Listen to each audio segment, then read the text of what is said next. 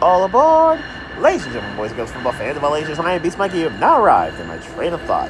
It's time for Power Rankings, and this week's theme is pretty simple to me. On Monday night, you're going to see the Bengals and the Cowboys play Monday Night Football, but it's not just about that. It's about the Simpsons. The Simpsons version of the broadcast I will absolutely be watching. It is my favorite show of all time, and if there's one thing I've learned from this family from Springfield, it's that they have done sports episodes pretty well and pretty hilariously. Still gonna watch this past year's episodes. I still gotta watch this season, but I'm probably gonna binge watch that at some point very soon when I have actual time. Anyway, they've done a lot of good sports episodes. They've done baseball ones especially well. And to me, since Homer and Bart are a part of this, and Homer and Bart are gonna be the main focus of this broadcast, I decided to focus on those two guys with 4 tiers and kind of their part in their episode where they were the main focus in that particular sport. With that being said, I'm going to do the Bart Makes an Air Zombie tier. Kind of the Bartman equivalent flow. Bart made an air to cost his team the championship, and things went south from there. Anyway, speaking of South, Jacksonville, pack it up. After what we've just seen with Trevor Lawrence's injury issues for a lot of this year, and the final blow being the concussion and the Shahir suspension that caused it, they've shut him down for the rest of the season, which is probably a smart move in this case. Jacksonville wasn't going anywhere this year, and it was an abject disaster. So you might as well chalk it up with Trevor Lawrence for the year, which they have. And this season, basically, Mac Jones will guide you to the finish line. Whether you win anymore for the rest of the year, well, I don't think you will. But at the very least, Trevor Lawrence should be back in the 2025 season. It'd be a very critical one for that matter on his case. Las Vegas, Black Friday misery. This should have been a win for Las Vegas, let's be honest here. Daniel Carlson missed 3 kicks, and then the botch snap, which prevented a 4th attempt to try to beat the Chiefs in a game where otherwise they actually played pretty well. They contained the Chiefs' offense to a decent clip. Brock Bowers was amazing, and he may be, pound for pound, position for position, the best rookie of the 2024 season, at least on the offensive side of the ball. He's been outstanding for this season. He may get to 1,000 yards easy. He's going to definitely get to 100 catches, and he's been as advertised since coming out in the draft. It's just a shame that he and Max Crosby and company could not finish the deal, and nothing else has really worked out for them. They need a quarterback so bad, and they're going to fortunately be able to get it. But they're going to have to deal with the Giants first on the clock. As of now, as of the end, if the season were to end right now, as in we don't play weeks 14 through 18, the New York Giants would have the first pick in the NFL draft, which gives them the choice of Shedeur Sanders or Cam Ward. The Raiders actually would be number 2 in this regard, so the Raiders would pick the other, obviously. Anyway, the Giants need a quarterback in the worst way possible, and Drew Lock is going to ride this out. Maybe Tommy DeVito will play some, I guess, but ultimately, this Giants season is also a loss, and it has looked really bad considering a lot of the key free agents they let walk have turned into monsters away from New York. Or New Jersey, I guess, technically. Speaking of New Jersey, the Jets. Leonard Williams game. And this was Leonard Williams coming back to MetLife, not as a Jet, not as a Giant, but as a Seahawk, and him dominating. And the Jets have lost their games this year in a lot of different ways. They seemingly have chose the have late leads and then blow them type as their delicacy of choice, if you will, as their painful delicacy of choice. But in this case, this was another demoralizing one where Aaron Rodgers wasn't terrible for a half and then looked old for another half. I think the Jets are effectively done here, and another losing season, another playoff-less season. It begs the question, who will be the Jets quarterback in 2025? Will they draft him? Will they try to build up Jordan Travis? What happens here? New England, a painful loss. Even in the rebuilding year, even in the year where you basically have Drake May, Christian Gonzalez, Christian Barmore, and a couple other dudes, Kyle Duggar, and a couple other dudes, you can still lose painful games. And this one was probably the most painful of all their losses, quite honestly, because it probably shouldn't have been a loss. They had this game won. All they had to do was make one stop at the very end of it, and there's no need to have a 68-yard field goal attempt by Joey Sly that, if it were from 65, he probably makes. That's a frustrating loss in a year where losses shouldn't be that frustrating for the Patriots. But this one's going to sting for a little bit. Tennessee, everyone ignored that. To be fair, I'm not sure if anyone really watched or paid attention to the Commanders-Titans game that weren't Commanders or Titans fans or didn't have Jaden Daniels or a couple other people on their fantasy teams. I do have Terry McLaurin on mine, but I don't think anyone really paid attention to this game too much. So at the very least, for Tennessee, you took this beat down in silence, and no one really cared until they saw what the score was. Other than that, I think that's really it for Tennessee. I guess maybe cheer on the Volunteers as they're in the college football playoff. I guess there's that. Chicago, hire right coach. After what we saw last Thursday, I think it's fair to say that Matt Eberflus getting his walking papers after that debacle at the end was a very necessary punishment. And for the sake of Caleb Williams' career, they're going to have to get this coach right. I do think he's going to have to be offensive. Or if he's Mike Vrabel, you better nail the offensive coordinator pick. There's no other way to do this. You're going to have to do this to make sure that Caleb Williams is at the very least able to produce and able to be the guy that he's built to be. Because if he's not, you're going to be the punching bag of the Vikings, the Packers, and the Lions, who obviously have been entitled here for a lot of this season for my power rankings. You're going to be their punching bag for many years to come. Or, even worse, Caleb Williams doesn't stay in 3 years. He becomes a free agent in 2028, and he becomes the monster that you drafted him to be, but he's not a Bear. He's somewhere else. That could probably be worse, and is doable if you do not hire the right coach. And Carolina, growing pains. Like New England, losses shouldn't hurt like this. Losses shouldn't be painful or devastating or I can't believe we lost that game type losses for the Panthers this year, yet somehow this one was. And it didn't have to be this way. All you had to do was secure the ball in overtime and you probably beat Tampa Bay. You probably keep things moving and going forward with a signature win against a playoff contender. Instead, you lose and it just looks rough and it's just another Sunday for Carolina fans. From the outsider perspective, I'd imagine. But there's one thing that is happening, and it's a good sign. Bryce Young is playing pretty well, and that's really good to see. He's not a lost cause. You can actually do something with Bryce. That is a great look. And with more talent around him and a competent defense to help support him, I think you've got something. Good job, Carolina. You're doing something and you're moving in the right direction. That is good to see, even with a loss that probably shouldn't have happened, and yet did. Next up, the Homer fights Dredrick Tatum monkey's paws here. The good news is Homer Simpson got to fight the heavyweight champion of the world and Dredrick Tatum. The bad news is he threw not one punch to get there. And the concussions were probably very real for Homer. But fortunately, he has the head of a brick wall. Until Dredrick Tatum decided to basically punch that brick wall over and over again and crack it. Not great, but it happened. And we move to Cleveland. Jameis Winston experience. For 2 weeks now, really 3 because the Ravens game too. So for 3 weeks now, we've seen the best of Jameis, we've seen the most entertaining of Jameis, and we've seen the worst of Jameis. We've seen lots of passing yards. We've seen clutch wins. We've seen wins against 2 signature rivals. We've seen excellent quotes for Jameis Winston. And we really need to see him on TV when he retires. We've seen Winston win in the blizzard, and we've seen Winston throw for 500 yards and 6 tutties. Unfortunately, in the latter part of that, featured 2 tutties to the Denver Broncos, but we saw a lot of Jameis Winston, and it makes him maybe the most entertaining quarterback you don't want to see play for your team because it is a high-wire act.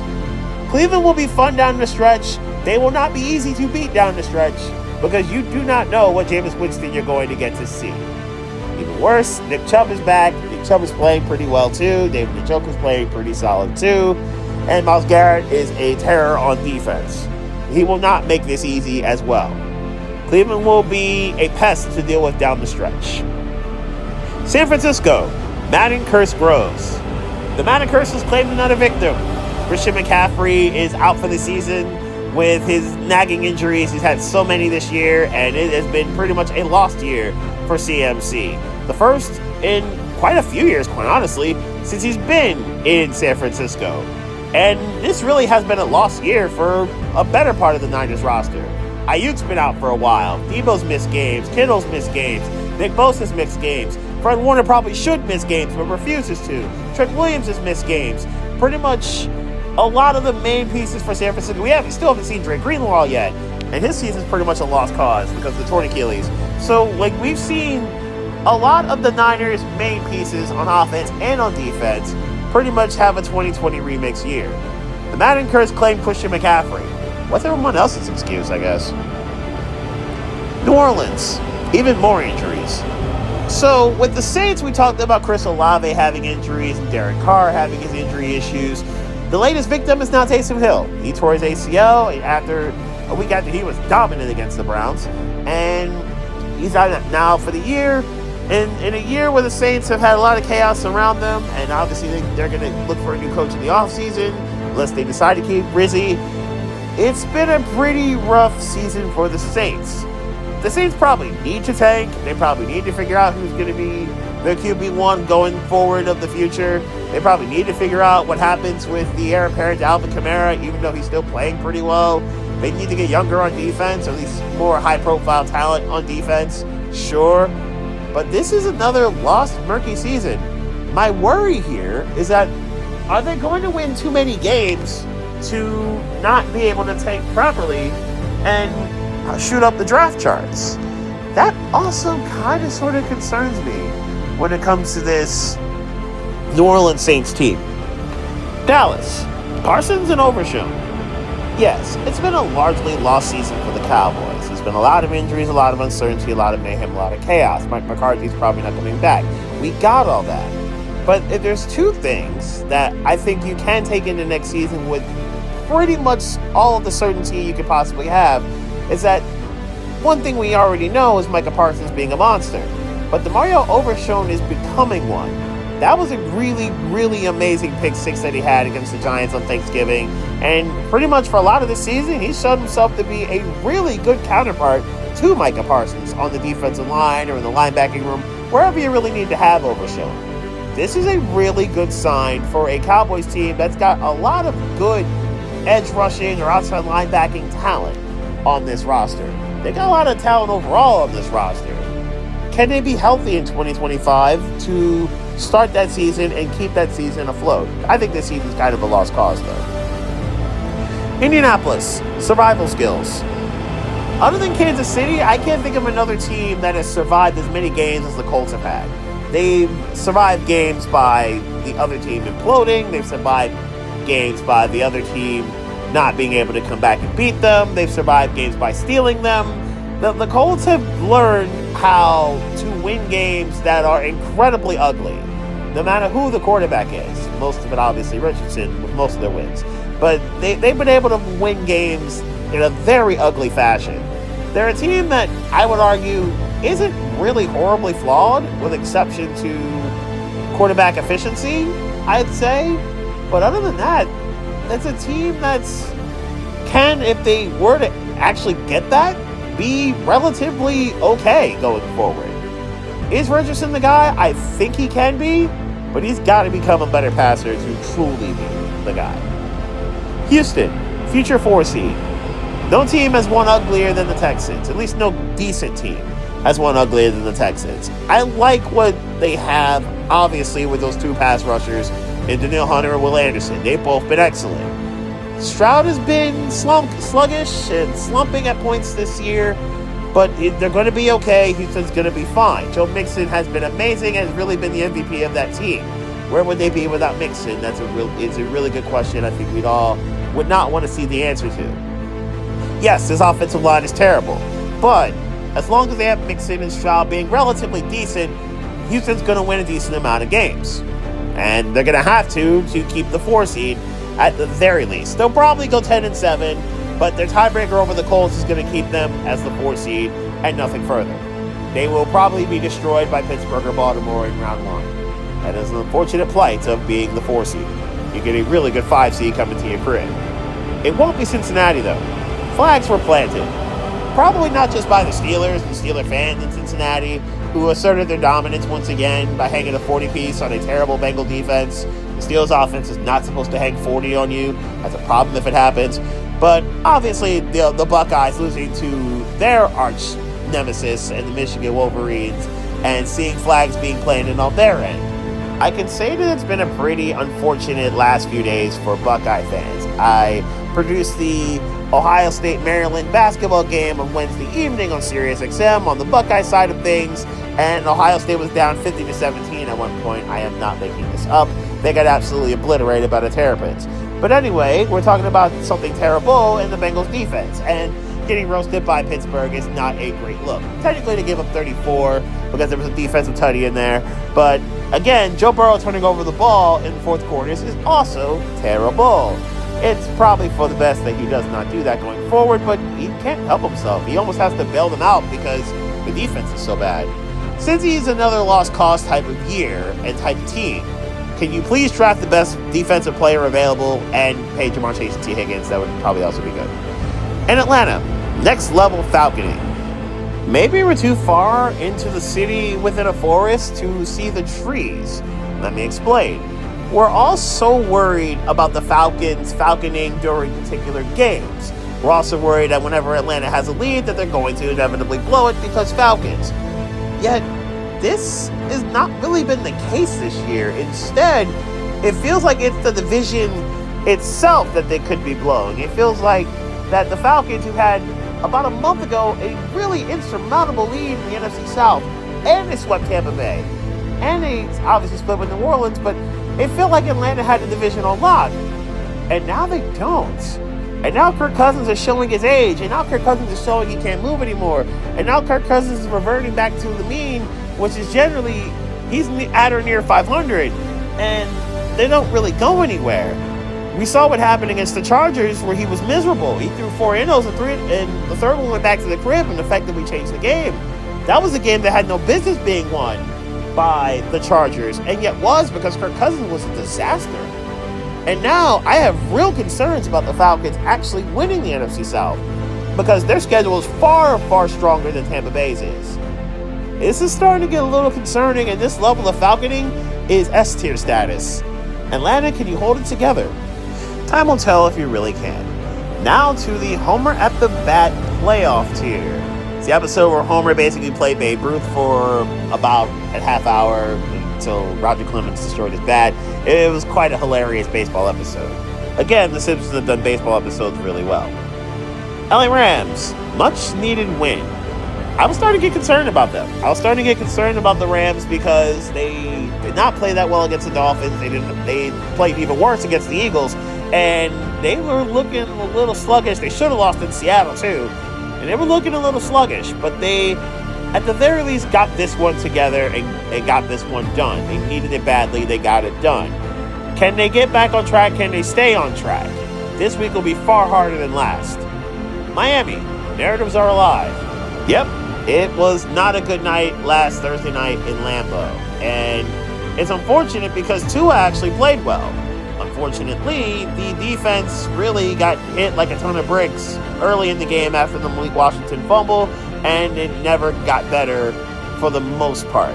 It's a shame because now they're hearing the soft label, and now the fan base is in shambles.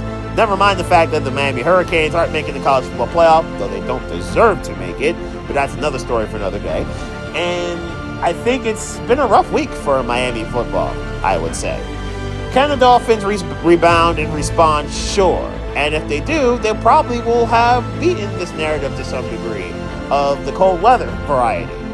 Beating good teams? Well, that's something they'll have to deal with later. There is one left on their schedule. At least that one's in the dome and not outside. Arizona, Sun Devil surge. Yes, the Cardinals lost, but let's talk about the Sun Devils for a brief moment.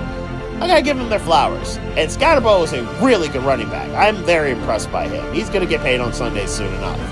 Arizona State, very well done. You're in the Big 12 championship game against Iowa State. I am looking forward to seeing what happens there. I don't think the winner of this game gets a bye. I think you're the odd one out in terms of the 5 conference championship winners, and 4 of them getting a bye. I think you're going to be the one that's not. What seed will you have, though, if you win or if Iowa State wins? I am looking forward to seeing how that goes down. For the Cardinals, can they not crumble this season? They have a monster game coming up at home this Sunday. I will be talking about it momentarily.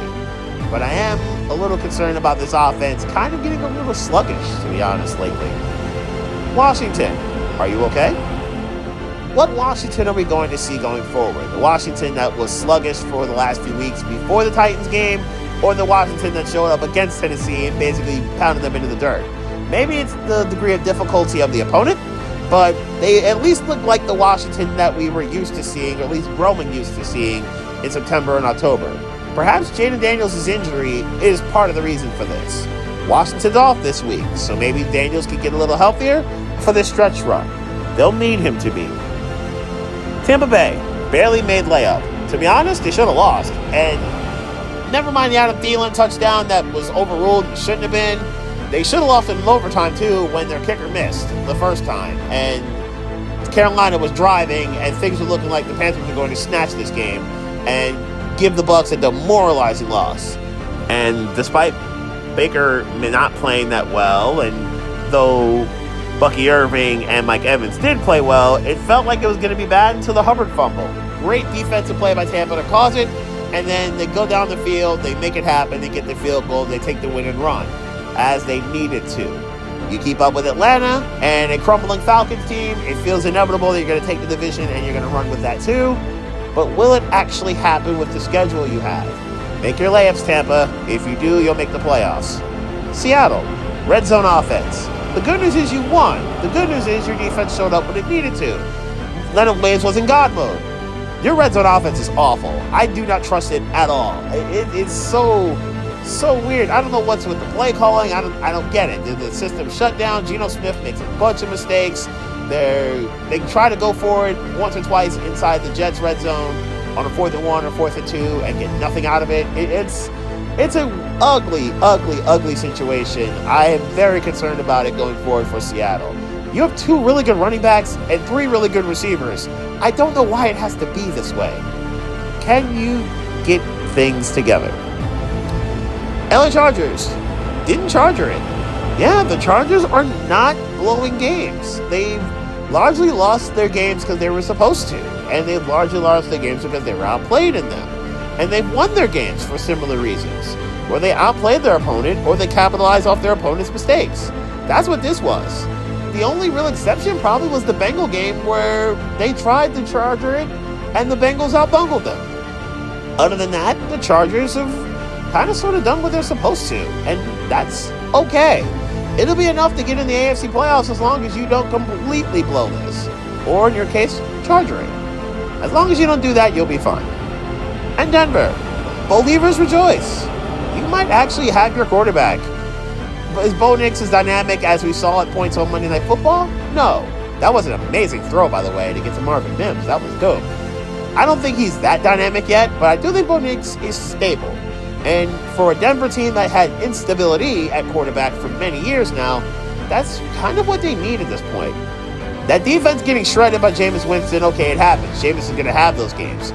But largely, I got no real problems with this defense. Benito's been good. John Franklin Myers has been really good. Zach Allen has been an excellent find in free agency. Cardinals, why did you let him go? But anyway, that was a really good find in free agency. PS2 is the best corner in the game. Levi Wallace probably shouldn't be on the team. He got absolutely shredded on Monday night. My goodness. But I do like where Denver's going. I think Denver is going to be a very tough out for some teams because the defense is going to keep that offense in games. Even though Bo Nix and Courtland Sutton may be the only 2 people on that offense I can truly trust. And now let's get to the Bart Simpson Furious D titles here. That was when Bart Simpson was a jockey and he had that horse, and it was quite a hilarious episode. The spinoff of Going the Distance by Cake, that was a really good parody of that song. Anyway, Baltimore, Justin Tucker concerned.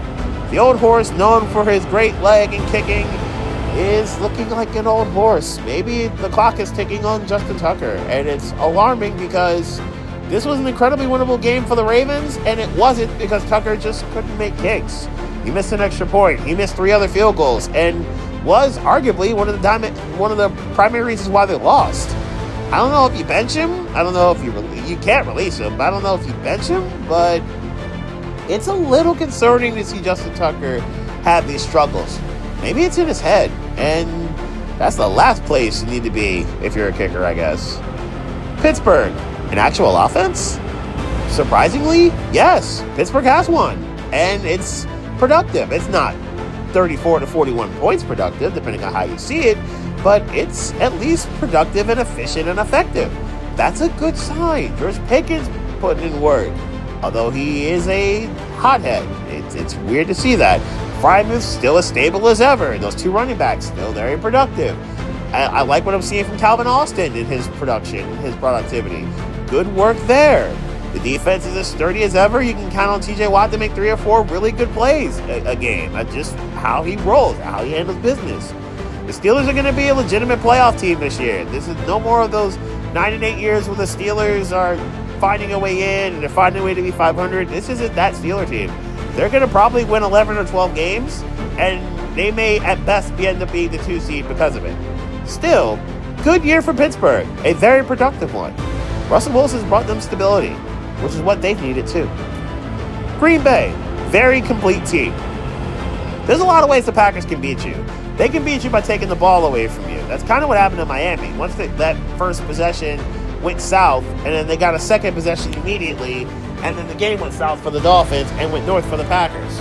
They can beat you with Jordan Love's arm. When he's not making mistakes and his Brett Favre arc, he's in his Aaron Rodgers arc, where he's very active and he's very athletic, and he's able to move around in the pocket, and he's able to move around outside of the pocket and just create havoc for a defense. They can beat you with Josh Jacobs with a whole lot of thunder on his end, and they can basically brutalize you with Jacobs because he's been really good this year. They can beat you with those receivers. I know Romeo Doubs isn't playing, but Christian Watson's starting to get back into the flow and be productive. And Wicks and Jalen Reed, who is a really dynamic home run hitter. They're really good, productive, young and deep and talented. This Packers team can beat you in a lot of ways. It may not even be enough to get the 5 seed in the NFC, because the Division of Doom is like that, though. Speaking of which, Minnesota. Why at 10 wins? Yeah, Minnesota's got 10 wins, and Minnesota's incredibly quiet about it. In part because they're not overly flashy like the Lions are. They're not dynamic, I guess you could say, like the Packers in the sense of all that young talent, and they'll have that cachet.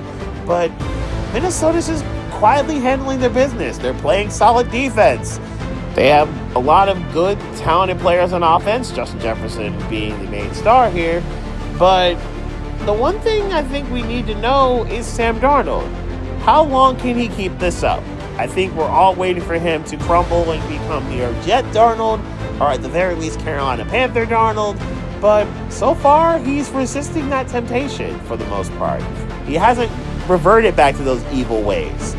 Instead, he's just being decent and not crashing the car, or the ship, if you will. That's enough for them. As long as his defense can keep them in games, they're going to have a shot to win almost every game they're in. Can they win enough of them, however, to wrestle the NFC North, or the Division of Doom, away from the Lions? They will be tested later on this year. Philadelphia. Giant fruit basket. I think that's what needs to be sent to wherever the Giants training facility is for not re-signing Saquon Barkley. Because Saquon Barkley has done everything in his power to basically say, I am the MVP of 2024. He very well might be. At this point, he is the front runner of Offensive Player of the Year, but he's worthy of winning more than that with the way he's played. The Eagles are probably still a very good team without Saquon, but they aren't incredibly dominant like this with Saquon. The defense is playing better, no question. Cooper DeJean and Quinyon Mitchell have done excellent as rookies. the two main the linebackers, I should say, that are really taking steps forward in Zach Bond and Kobe Dean. They've been excellent. Reed Blankenship, unfortunately, he got hurt. He's playing better, as I expected him to.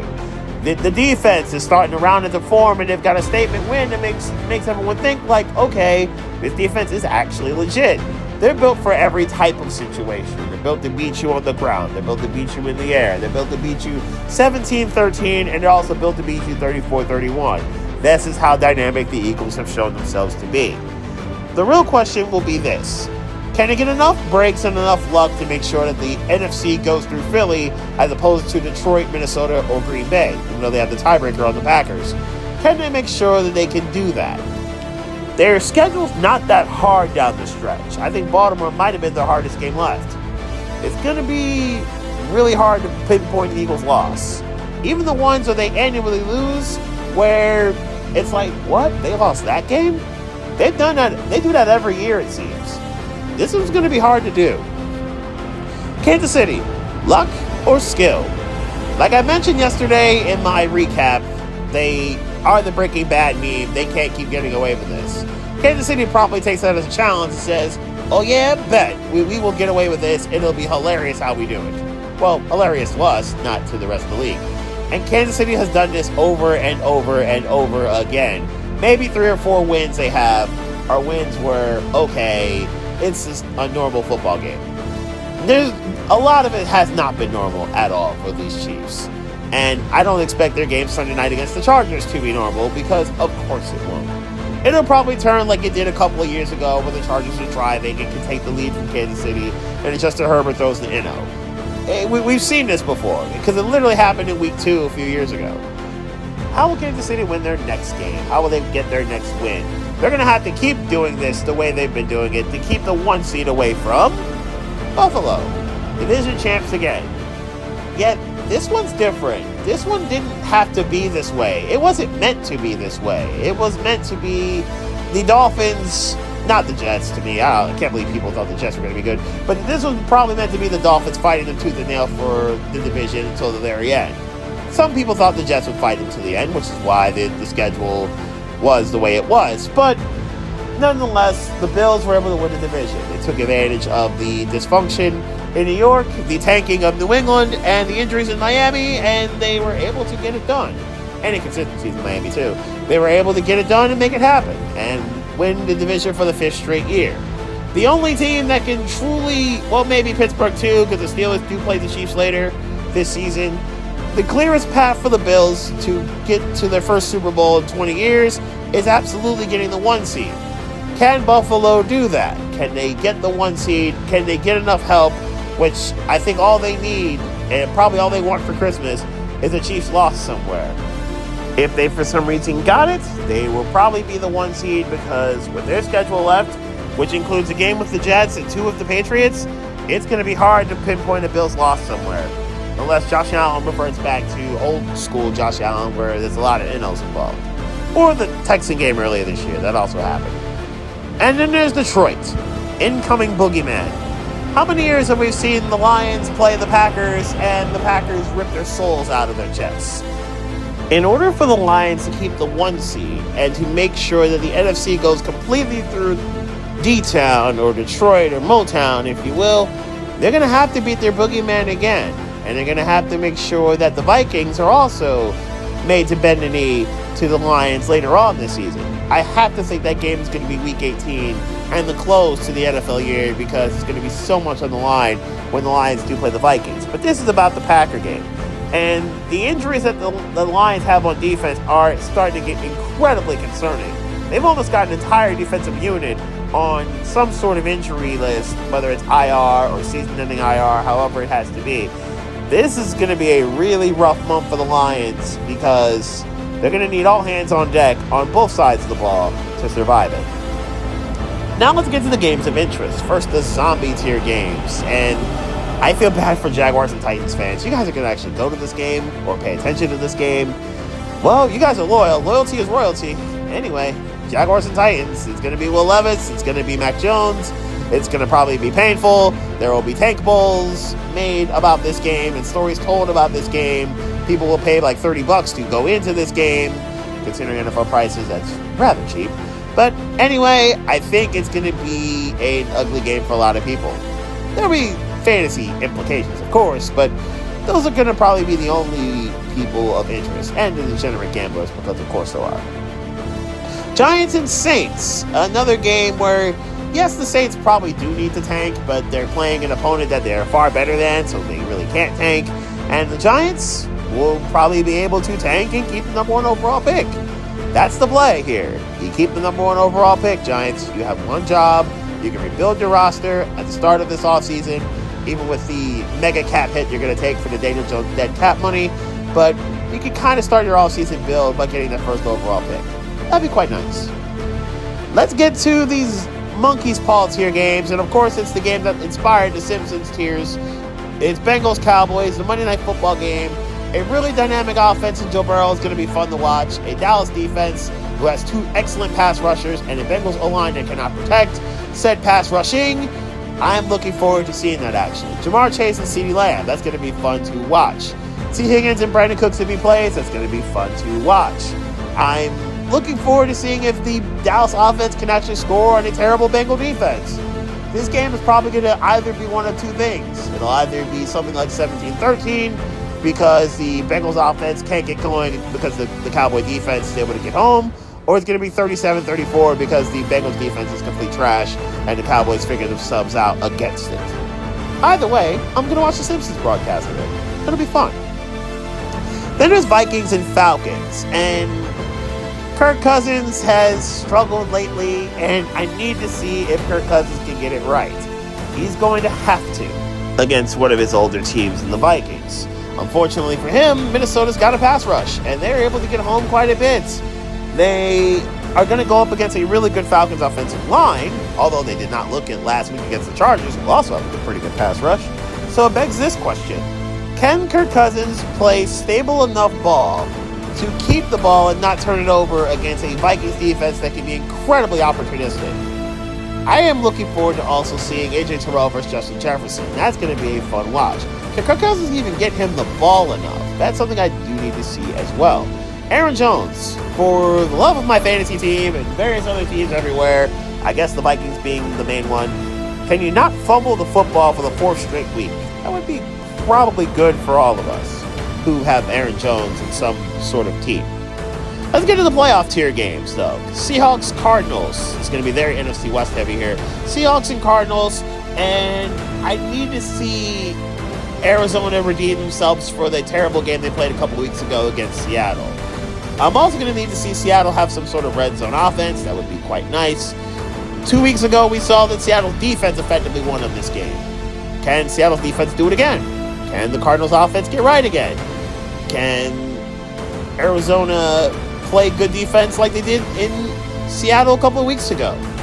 This is a very pivotal game, a very crucial one, because Seattle has almost got a chance to kind of take over this division lead and take over this division completely and not look back. That's something Seattle has at stake here. For the Cardinals, is this their last shot to really try to go get the NFC West? Then there's Rams and Bills, and for the sake of the Rams, they need this horribly to stay in the playoff race in the NFC. To have any sort of shot in the NFC West, they're going to have to do what the other 3 teams in that division have not done, and that's beat Buffalo. Now, sure, they do have the personnel to try to do this. They have Kyron Williams, and as we've seen, the Bills against good rushing attacks generally don't do all that well. Can the Rams get that going, though? Because if it doesn't get going early, then it becomes a concern. Then there's Josh Allen against those young Cubs on that Rams defensive line. I do want to see if Verse and Fisk and Kobe and Durant and company, can they get some pressure on Allen? Can they cover the offensive skill guys that Buffalo has long enough to get pressure and get home against Allen? That's been a problem for a lot of different opponents of Josh. This is another good time for Josh Allen to make a statement and potentially win his first league MVP. And to be honest, the only real threats to him are Barkley and maybe Lamar Jackson if he can get back to what he was, in part because they played head-to-head, the Ravens and Bills did, and the Bills got smashed, and Lamar was excellent. So That's really it when it comes to the MVP. And for the Bills, you're also scoreboard watching because in part of the title tier games, you have Chargers and Chiefs. Sunday Night Football, monster game. Really the last shot of anybody in the AFC West to catch the Chiefs. A lot of people would argue that this is not going to go well for LA because most games against the Chiefs don't go well for them. The Chargers defense is really good and have played like it. And they are good enough, I think, to beat Kansas City on most days. Can they do it on Sunday in Arrowhead? That will be something we're seeing. Can Khalil Mack and Joey Bosa cause enough pressure to get to Mahomes? That will be very vital here. Can Quentin Johnston and the Chargers receivers actually show they have hands? Well, really Johnston, because Latin McConkey has hands. Can they show themselves to catch the football and make plays for Herbert, who is going to need those guys to make plays for him? Or maybe the Chargers' mode of operation will be to run the ball and shorten the game. We'll see how Jim Harbaugh wants to play this, because they haven't scored in 3 quarters against the Chiefs. They scored all the points in the first one, just not enough in any of the other 3 to keep Kansas City at bay. I'm looking forward to seeing this game. But we all know what the main event is. It's the Lions, it's the Packers, it's a showdown in Detroit. It's a rematch from about a month ago where Detroit went to a very rainy and very soggy Green Bay, and it mattered not. The Lions bullied them pretty much for 60 minutes, and the game never felt as close as the final score would tell you it was. This was a really good performance for Detroit, who needed to show that, okay, they can go win outside. They don't need a dome to beat you up. And that's exactly what they did. But this was a healthier Lions defense, and this is a less sluggish Packers offense going into Detroit on Thursday night. This is going to be a fast track, of course. Can the Packers beat the Lions? It's something that we need to see, and it's something that Green Bay needs to see in order for them to have a shot at the NFC North. We're going to see all different combinations for the Packers, Vikings, and Lions down the stretch. This is the first one. If Detroit gets this one, that's a major tiebreaker to get as we get to the December games. And with that, that was your final stop on this train of thought. Waiting for me at the station are the final list of bye week teams. We got the Ravens, the Broncos, the Texans, the Colts, the Patriots, and the Commanders. All these teams are off. So there's 13 games left for this week for me to predict. You will see that on the Sports Lounge page later today. And obviously, the first game in Detroit will be the first stop on my next train of thought.